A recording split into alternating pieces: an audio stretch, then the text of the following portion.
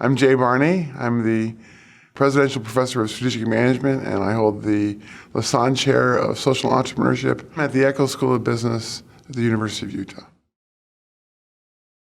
I began engaging in practice-oriented work right as a rookie assistant professor. I was very fortunate to have a friend and mentor, Bill Ochi, who at the time had just published a best-selling business book that compared Japanese and American approaches to management. Excuse me. He took me along on consulting projects from almost the very first week that I arrived. I just held his briefcase for a couple of years and then started doing work on my own as well. Well, I think it was extremely important for my personal life because I got to know Bill very well. And then for my teaching, it was extremely important. I was very young when I started as an assistant professor. Actually, I was 26.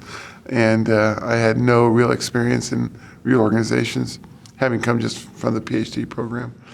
And so I was immediately thrust into a setting where I could use examples from the consulting in class, and it gave me a lot of credibility. I also grew a mustache to look older.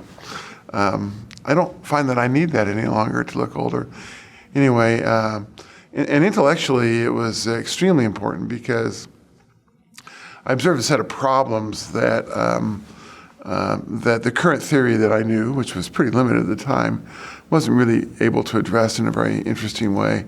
And so I would say that in those days, in many ways, the consulting was the thing that was the source for me of a lot of my theorizing. Most PhD students these days come to the PhD program with having worked in organizations, some at least. I was the exception. I didn't do that, but that was a long time ago, and that world has changed. So people come with varying degrees of experience. And my own personal experience is that one of their greatest strengths is that prior experience. And one of their greatest weaknesses can be that prior experience. Because the academic job is to not understand a specific experience in detail, but rather to understand experiences more generally.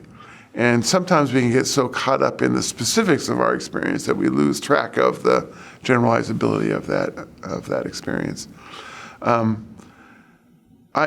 don't believe that it's essential or even required these days that you need to have a vast consulting practice in order to be a good scholar.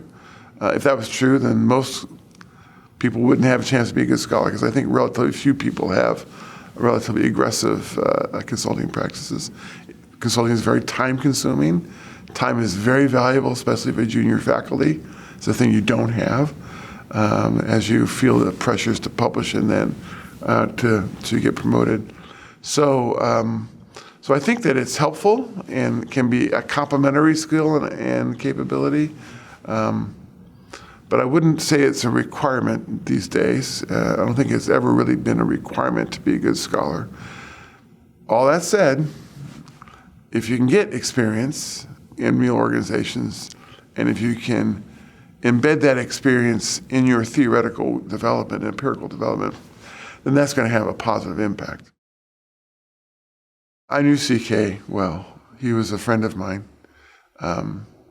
He was senior to me, and I was always impressed with his ability to be both deeply connected in understanding the literature, but also connected to practice.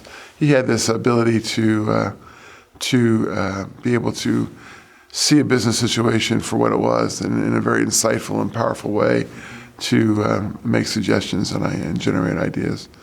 Our intellectual work paralleled each other. We didn't ever work together, but certainly his work on core competencies and my work on the resource-based view had much in common. And in his later years, I had a chance to spend a fair amount of time with him in a variety of settings. Had a chance to go to dinner at his house in Southern California. Enjoyed that. It's to me it's a personal honor to receive an award named after a person like C.K. Prahalad.